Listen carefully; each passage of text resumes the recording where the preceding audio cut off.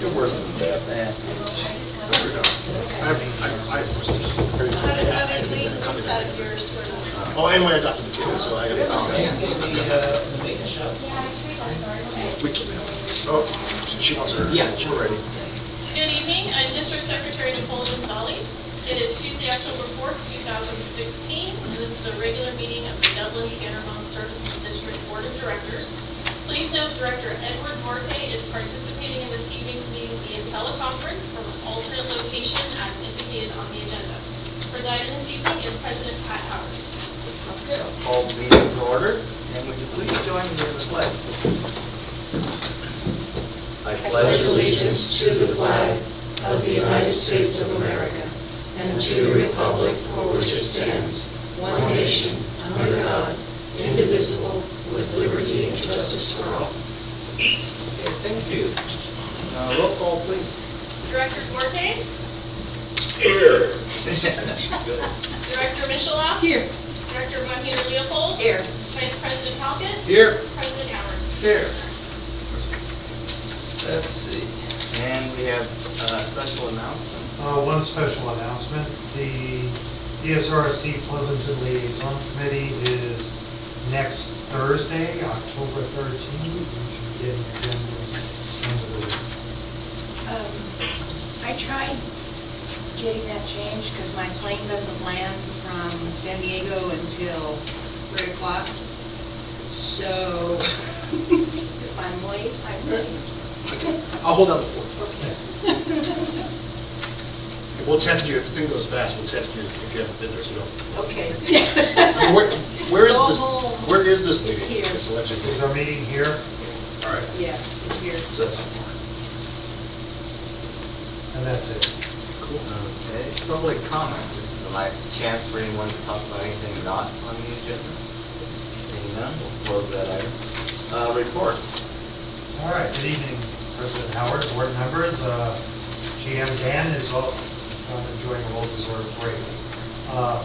Special welcome to Carol Atwood. She's here for her first meeting. Carol started on Monday. So she'll know everything by next month. Another word of note, water rates for the district are set to schedule. This is a paid political announcement. Our rates go up also on January 1st each year to coincide with the zones increases, which we'll cover in item 9D. Ours is increased with CPI. This year the CPI is 2.67%. The revision in our rates for your interest will be on the website if you're so interested. Special note about our water system. As part of our regular sampling for water quality, we detected higher levels of total coliform, right? Okay, I was calling it coliforms the other day, which is an advance indicator. There's good coliform and there's bad coliform. We did some retesting, sampling. Water is safe, but I'm going to ask Operations Manager Dan Lopez to give you a brief update. I'll show you on the map here where we have two locations this month with a high total coliform. The first one was over at sample station 61, the other one was at 84. At both of these locations, we do, throughout the system, we do routine sampling throughout the month. We had a hit on 61 in the middle of the month, and immediately following that, because we see total coliforms, we'll do another sample the next day, both upstream and downstream, and at that location. At that time, in the middle of the month, those retests all showed negative, so that was a good sign. However, towards the end of the month, September 26th, we got hits again at the same location, number 61, and then again at 84. Now, with those two, we did sampling the next day, and for 61, both upstream and downstream were okay, but 61 came back positive again on the next day, as did 84 positive the next day. Once that happened, we had to do upstream and downstream, not only of the two that came back, but the downstream one we had to do another sample on it. Before we did this last set of sampling, We chlorinated reservoirs 3B and 4A up to 2 milligrams per liter. And then on our final test on September 29th, everything came back negative, no coliform. No total coliform, so no coliform in any of the system, any of those samples, full blood treatment levels. But what happens is, once we get above 5% samples for the month, that takes us to a tier 2 level notification to the water board. With our 6 positive samples for the month, that puts us at, I think it was 6.1%, which requires a notification to the public. We crafted up a letter based on the water board's template, and we're going to be sending out that letter later this month, which we will put together and translated into Spanish. The good news is that we think we've solved the problem out there, and also the bad coliforms, E. coli and fecal coliforms, did not show up at any of the testing factors. So there's a notification required, the reason we're telling you this tonight. Yes, yeah. We will be in the process, we've already got approval for the letter, we want to work for the letter, and we'll be working on it until the general manager comes back, what we've done. So is there is it a system-wide letter, or is it just a? System-wide. Or just affected area letter? No, System-wide. System-wide letter. And total coliform, not the fastest. Is there an MCL for total coliform? And did you exceed it, or is this not detected? I think once it's detected All right, so it's through the test, you have a positive there. And the letter clearly states that the 2 bad ones weren't present. Right. In bold, yes. any idea what happened? I mean, just The things we're thinking that might have caused this, one, we're in the middle of our SCADA change out. We may not be operating the system like we normally do as far as changing out reservoirs. Hot weather could have been part of it. These 2 hits happened, I believe, in the week where we had still the last 3-digit temperatures, 100-degree temperatures, like on a Monday or something like that. And then the other thing might have been, we have deferred a lot of our flushing in the system, and we're just now starting to get back into it. So maybe in our attempts to flush out some of these systems, we might have disturbed some of the, whatever it is inside the pipeline, and that might have caused it too. So hopefully, I think we should be beyond it, especially since, knock on wood, the hot weather is gone. I think we should be beyond this for now. So, but all the water is safe. Yeah. That's thanks for the warning. Because somebody's going to ask us. So, better news, recruitment for the operations manager continues.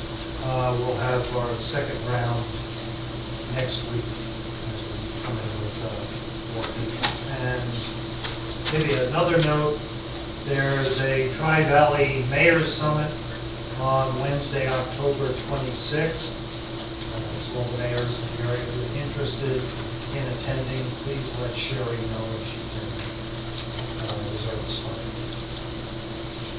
And I guess last but not least is closed session item. There's a group of them on there. Item A is there in case there's any discussions related to the consent item.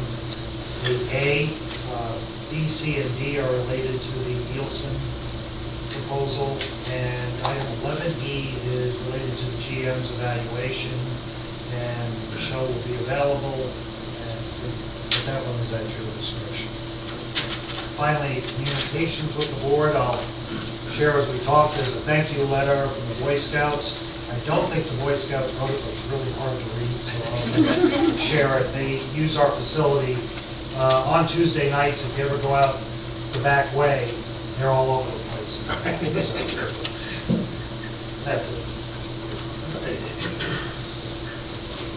And then we have the Joint Powers Authority and Committee reports.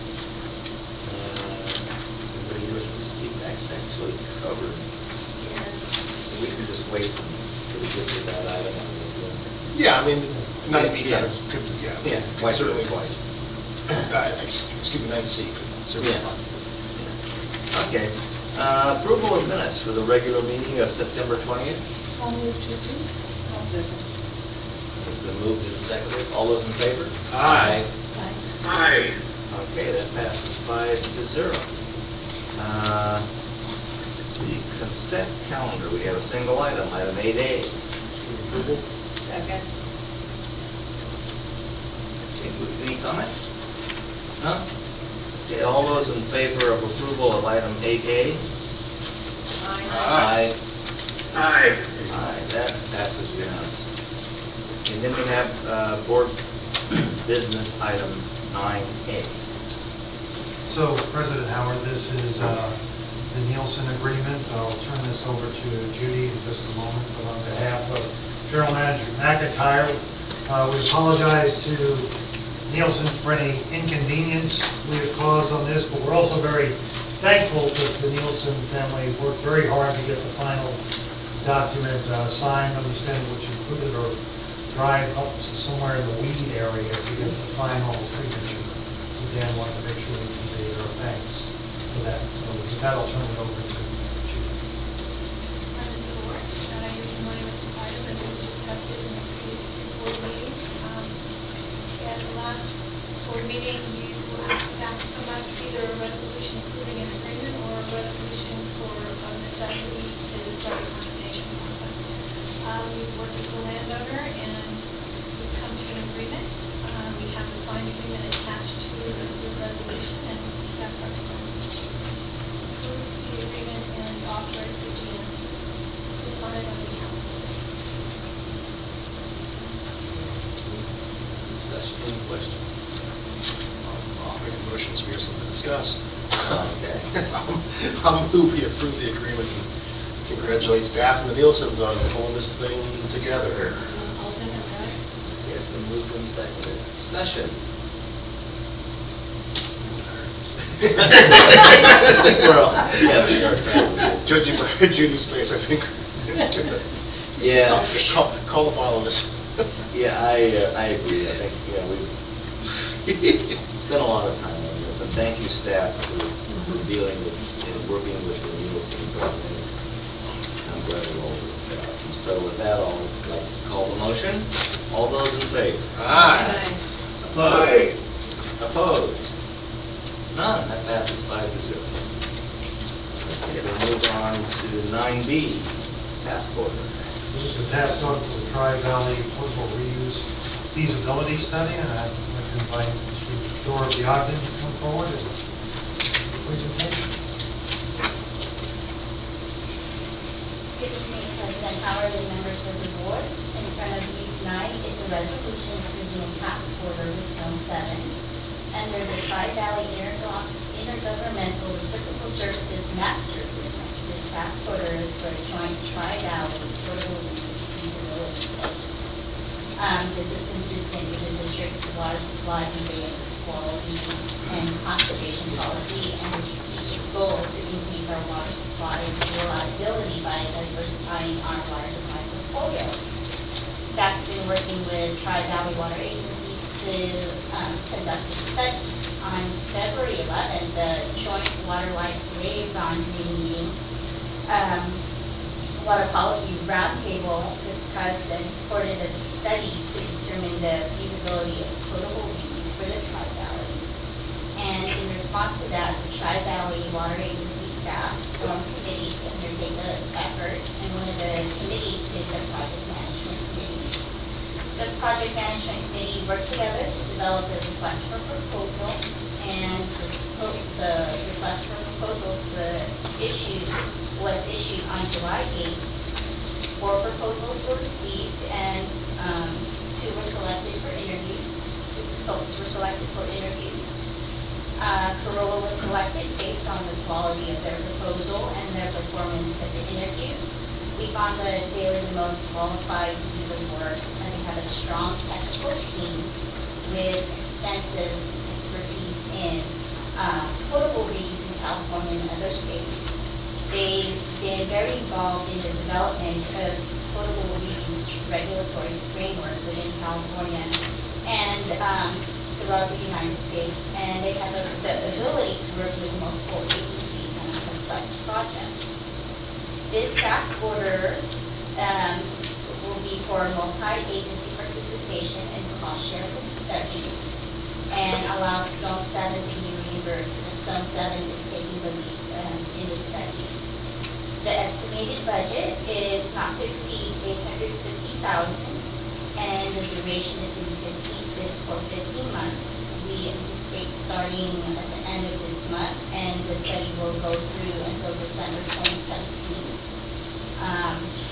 At the time that the staff report is written, we didn't know if Cal Water will be participating in the study, and we found out yesterday that Cal Water will be. So, each agency's share is going to be $170,000, and a copy of the revised tax order is in front of you. At the September 22 Water Agency Liaison Committee meeting, the committee reviewed the progress of staff's work on this study, and Corolla presented their experience on potable reuse projects and their approach to this study.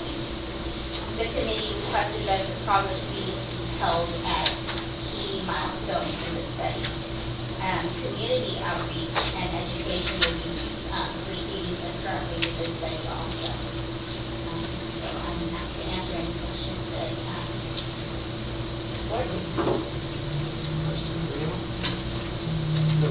The meeting was a good meeting. Corolla was very impressive. Nice presentation. They seem to have it together and seem to have a lot of expertise with this particular domain. So we chose well. Our partners all seem enthusiastic still. A little bit of depending on the people and how deep they are into the water block business. What if this breaks? What if this breaks? What if this breaks? What if these three things break all together? Are we going to kill the entire community? So there's a little nervousness. I think we'll get through that. There's a little nervousness about how it gets messaged. They spent quite another thing that happened at the meeting was the whole concept. We'll probably get a hold here pretty quick, but we're going to have a whole public outreach effort, which is important. So steady as she goes. A little nervous, but I think people still seem to want the however many 13,000 acre feet of water, whatever we're going to get out of this. Some of the comments were around the fact that supposedly we all agreed to study indirect potable reuse, and all of the information from Corolla and their magnificent presentation said just potable reuse, and that's because the state only sees it as potable reuse. They don't see a difference, but they were assured that the final report, as noted, which I got a kick out of, because they didn't miss the message at all. Everything here says potable reuse. This little feature down here says IPR. So they heard very well what was going on. And that was the only concern, really, is to make sure that it's indirect potable use, because they still feel the electorate's not acceptable for direct potable reuse. One step at a time. But the state doesn't. No. Well, they don't have regs for direct overuse, so for them it doesn't matter, it doesn't exist. And then the Cal Water thing is good. I was going to bring that up, so thank you. I purposely didn't bring up Cal Water at the meeting. I didn't want to throw a wet blanket on. Otherwise, it was a happy session. I'm glad we got them on board for the initial study. I was willing to carry them for the original, that we had to, but that's probably more for McIntyre, the governance committee. We're going to have to solve that thing sooner than later when real dollars start to flow towards this. I don't know. That one's going to be fun. I don't know. It may not be that bad. They can't spend money without fees. No. They can sneak this one probably through some budgetary gimmick. When they have to start writing real checks, it becomes difficult. I'll move approval. This is a great item. I'm excited. I'll second. We have a motion, second. All those in favor? Aye. Okay. That sounded like an aye. Okay, that passes unanimously. And we move on to item 9C, joint community facilities. You have it in front of you, you're going to have a couple of copies. The joint community facility agreement among Dublin San Ramon Service District, Dublin Crossing LLC, and the City of Dublin. Simply, this is a financing facility for the development of the Camp Parks property under Dublin Crossing LLC. Mr. Joe Guerrero Brookfield's home is present. In a moment, he'll kind of give you a brief explanation of the project, where it is. I think everybody who's driven Dublin Boulevard has seen all the dirt moving around. The district doesn't have an obligation or responsibility related to the issuance of these bonds. This is strictly an agreement that we agree to take our payment from them. They still have to make the payment for any capacity fees due. It just lets them use this financing mechanism of tax-free bonds to kind of finance the project as they're going through. The agreement is supportive of the city and the developer to finish this project, bring it forward. Our interest in this is roughly $48 million in capacity fees among the three operating funds, and there's roughly 1,600 units based on calculations. So it's a good-sized project for us, too. Maybe Joe, you could take a minute and explain the brief part of what this project is. Well, he's coming forward. You have a red line version for some changes. The attorneys have weighed in. I think Carl's got one more one before you make your resolution clarification. So, just one question, is this basically the entire parcel? Yes. Yeah. All right, that was the easiest question. Yeah. I'm just wondering if it came in chunks or all at once, that's all. It will technically, but the answer to your question is yes. Okay. Thank you, Mr. President, members of the board. My name is Joe Brewer, and I live with Residential. We are the developer of what you historically have known as Dublin Crossing. We've actually rebranded the project as Boulevard, so that we'll start to see signage in the next month. We title the project as Boulevard. We're also the developer for the Army. We're building 6 facilities for the Army on Camp Coach on a reserve base. And to the point of the dirt ending up front, what you don't see, the new main gate that comes off Doherty, we built that, that's done. Of the 6 projects we're building, 2, 3, and 4 are under construction today. I've already got sticks out of the ground, foundations for 2 of those. And projects 5 and 6 will commence in 2017. So by late 18, early 19, we will be done with all the early construction that we're doing. On the private development, the Dublin Crossing Boulevard project, I'm going to beef up John's numbers a little bit. It's actually about 1,750 units as it's looking right now, as we're laying out. We are obviously under construction. What you don't realize is how quick we are to construction. You're going to see we're probably 30 days away from model home construction commencing. So we're already at that point. But to your question more specifically into this item, for purposes of DSRSD, yeah, this is one big thing. What you may see as things roll along with the city is we will issue bonds in tranches, maybe 3 different tranches. There are 6 different phases of development of the home, the new home community.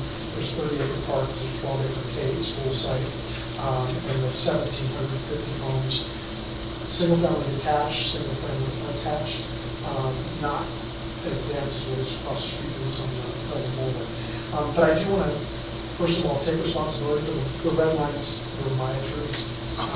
So while your attorney may have something else, I will take blame for the late red lines that are in front of you this evening.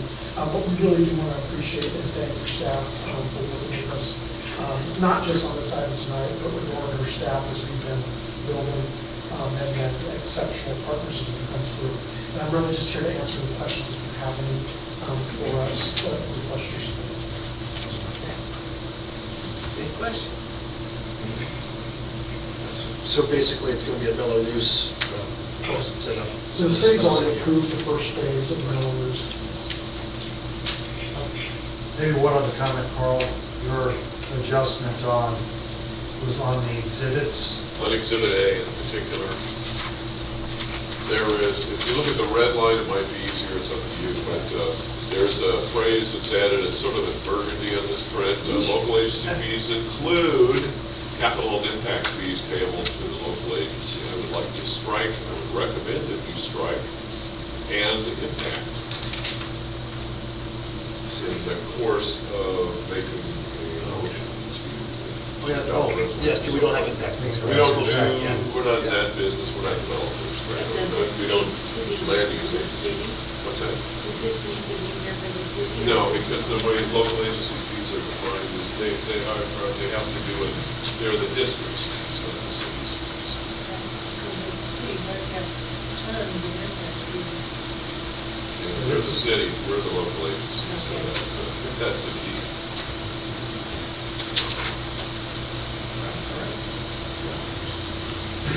Pretty ministerial things too.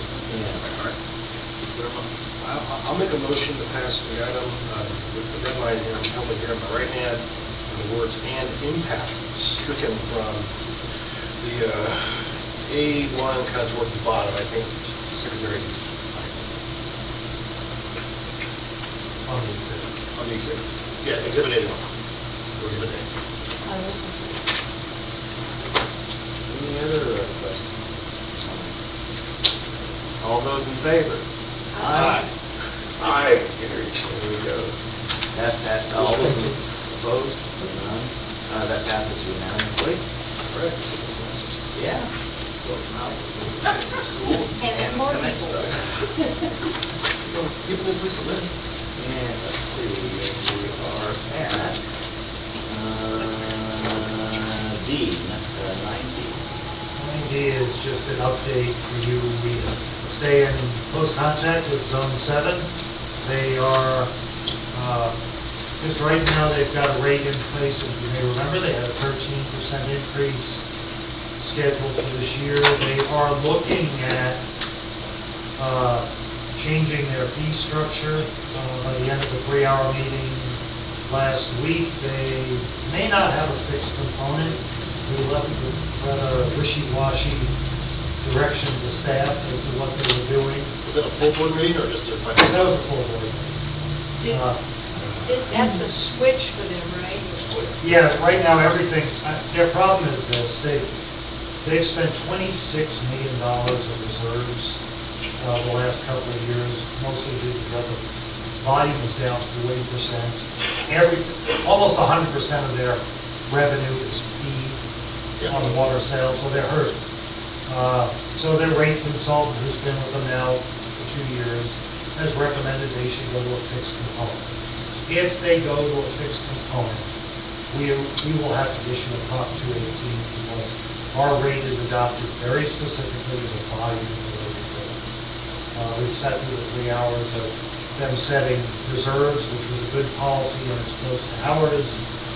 They're reviewing their surcharge for the drought, which will stay in place after this year because everybody's water use is still down 30%. But they will, everybody has requested that they review this annually, that they not just pass it in place.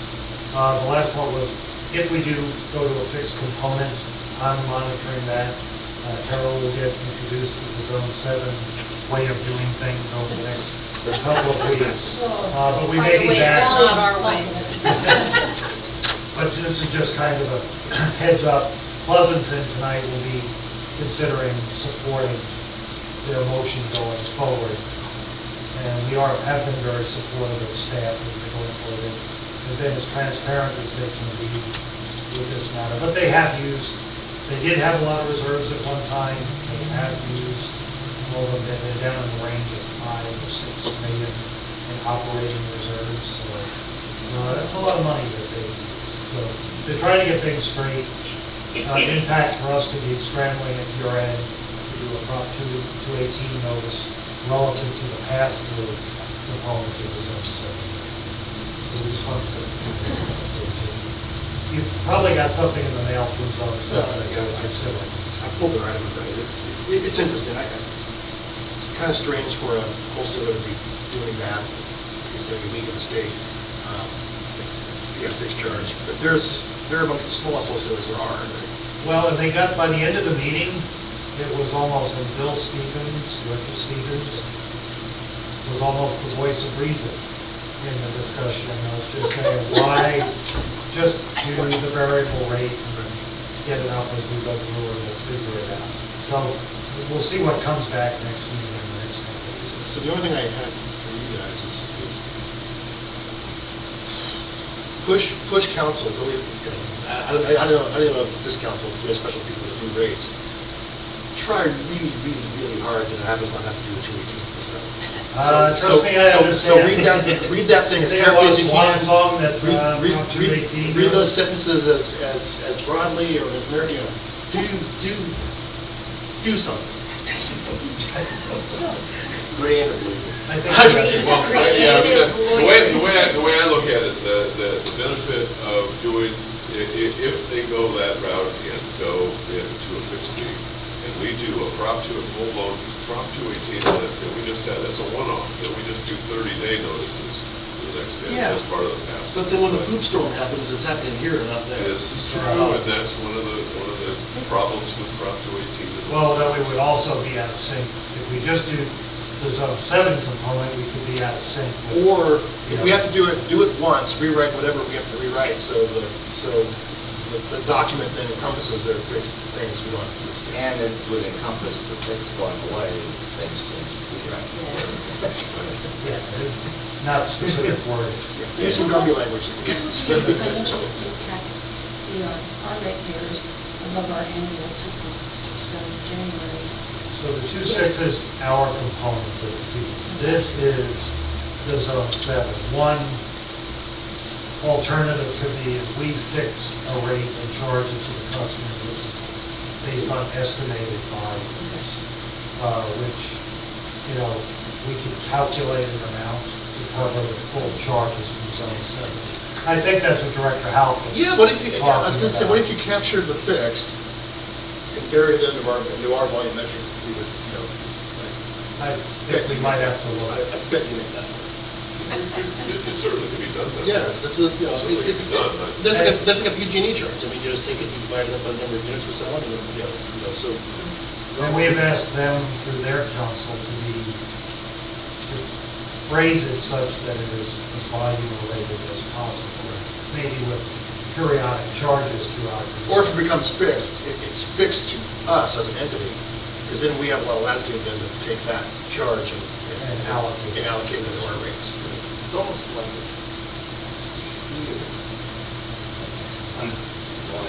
I mean, there are creative ways they Yeah. can do it. They can say, it's a volume-based rate, we're gonna have a minimum payment each month. yeah, But then but then we have to, I mean, if we Then change you it, got true value. even if we ram it into our tiered cost, we have to tweak for that, so we're We don't want to go into that and go into our fixed costs. 'Cause No, no. it would- As I mentioned Then we- last time, then we push run us afoul up to of- 38%. Well, then we run afoul of every water.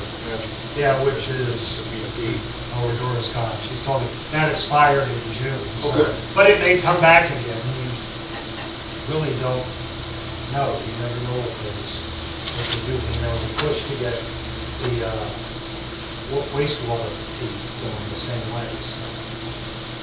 So that's the update as of now, we'll keep you posted on new developments.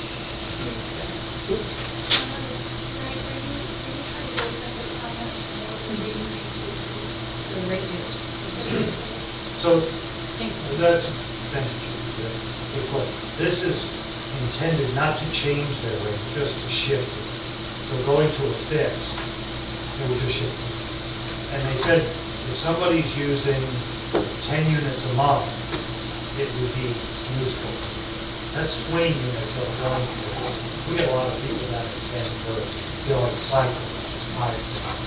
So there could be an impact on the low users. Think about it. If you had a strict fixed component that hits everybody equally, not necessarily the high users. That discussion happened at their board level, and I think that opened some people's but eyes. they would be talking about a fix of this total that comes. Yeah. The district, they're not gonna look at all. No, they would just say each retailer has a fixed component. You can do it by meter, you can do it, that's why they didn't really decide yet. In their board item, it was like a volume chart based upon like the previous year. And Pleasanton got a little more than we did, we were second, then I think it was Calvary. Yeah, they had a whole discussion in their board, waffled a little bit on looking at other things. But again, Director Stevens said, all the finance people agreed on 2 years. Right. Just leave it as 2 years. And that helps us. Way to go, Bill. All right. Well, 2 years deals with the proximity notice and work from So if we're done with that, we'll move on to item 11. So, let's see, on item 11. Oh, yeah, we got, yeah. I forgot to. Yeah, board member item. Okay, anyway, who's got board member items? No one? I did. Oh, okay. I did my Okay. And I think this one's specifically for you. For you. Ed, Awesome. I'm sorry, I said Ed. Ed? Yes, go ahead. Contra Costa Special Districts Association has changed their bylaws to allow for the fact that they're going to be good boys and file the 990s that have been due. However, please take a note of this. Article 9, Section G. The word income is behind Federal Tax Form 1099. Income needs to be stricken. A 1099 is not an income tax form. The next one is H, and it says file, this is duties of the treasurer, by the way, files completed federal income tax returns. Again, the 990 is not an income tax return. So in G and H, just have them strike income, and these bylaws will be fine. They say they're going to do it on October 17th. Okay? Okay. Okay, and you probably ought to pass this on to Dan, because if Ed can't go, then he approves this. Okay. Sure. Speaking Yeah. to John. Okay, that's one. Maddie and I attended the Tri-Valley City Council meeting last Wednesday, and being from one of the Dublin council members that started this, I was kind of surprised to see there seemed to be more staff there than council people, and originally that's not what we intended. We intended it to be for council members to get to know each other, but it just was ironic to see more staff than council members. Fairly decent report. Mayor Hobber gave a report. He just came back from visiting Congressman Swalwell, although I don't know exactly what they talked about. But their regional public affairs manager for East Bay Division of the California Cities gave an update on the state legislative update. Don't speak too fast. And it seems that their lobbyists have been working pretty good, because most of the things they wanted went the way they wanted. And then there was their federal lobbyist.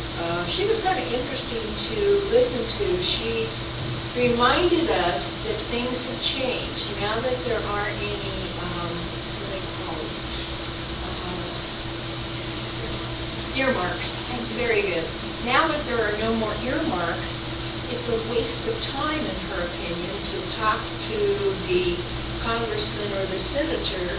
You should be updating the staff and letting them understand what it is you're there lobbying for, because they'll then get the best of it in the legislation if they can, whereas the senator can't give you a favor anymore, or the congressman. So that was interesting to hear. I'd not heard that before. I'm going to pass that on to CASA's legislative body and see what, or legislative lobbyist, and see what he thinks. The other thing,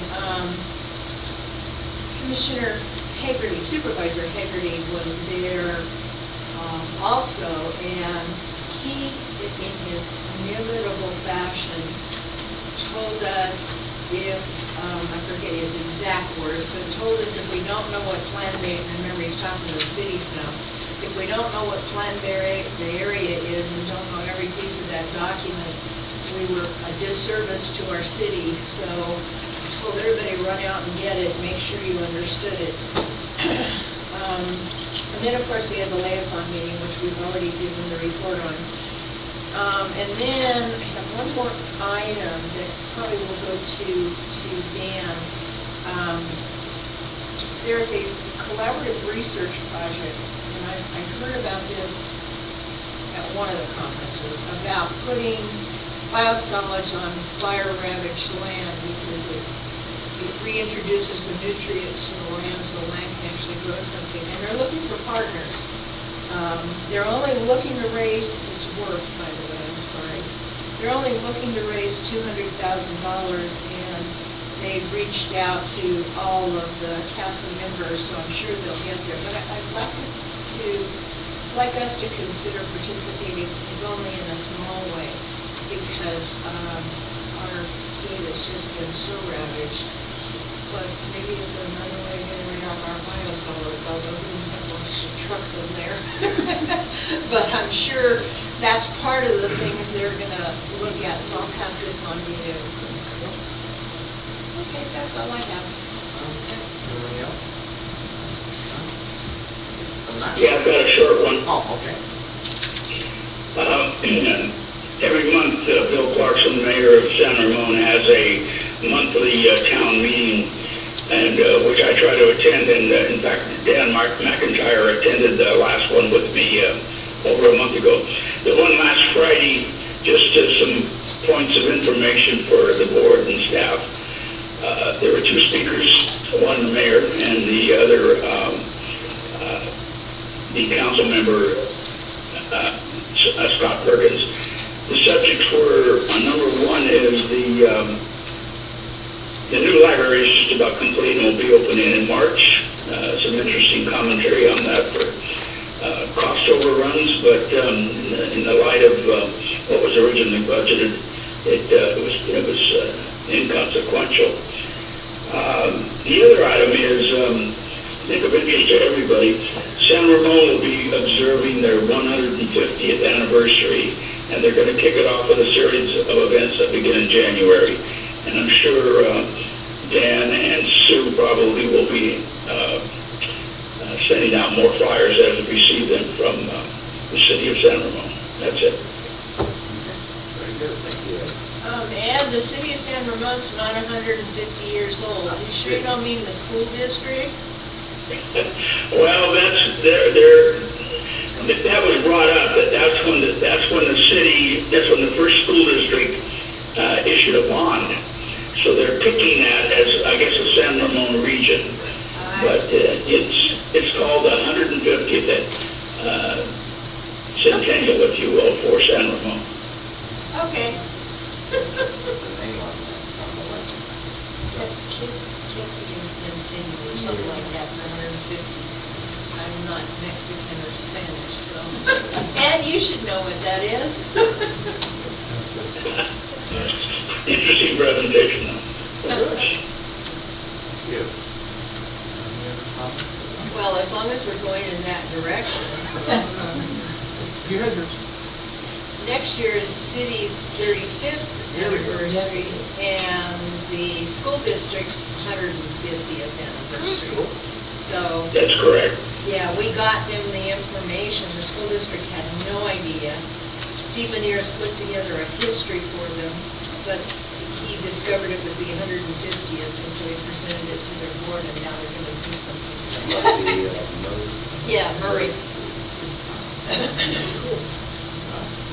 Okay. So now, we'll move on to closed session. Let's see, we have closed session item 11A, which we will not meet because of item 8A.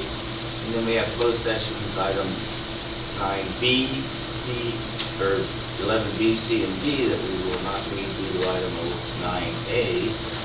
And then we have item 11E, which is up to you if you want to hold it or not. Are you happy with all the red lines in this? I am pleased with what's in my Oh my. I don't have any changes. I don't have At the same here, I have no additional comments to add.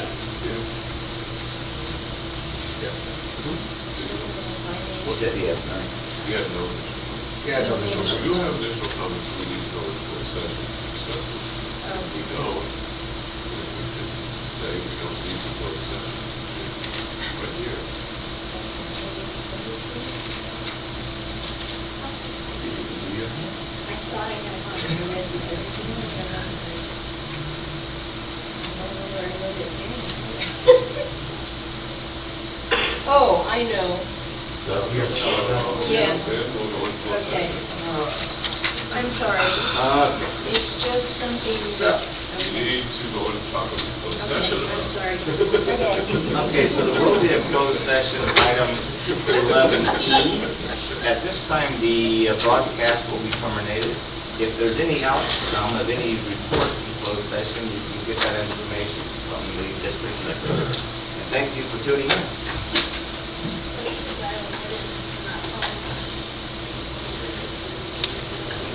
And I'm going to disconnect you, and we're going to dial you up If in you the want to other do the room. one on the, 10-4. Thank you, bye-bye. Oh, Aye. well, that's the only copies I have. I can scan it, send it to you.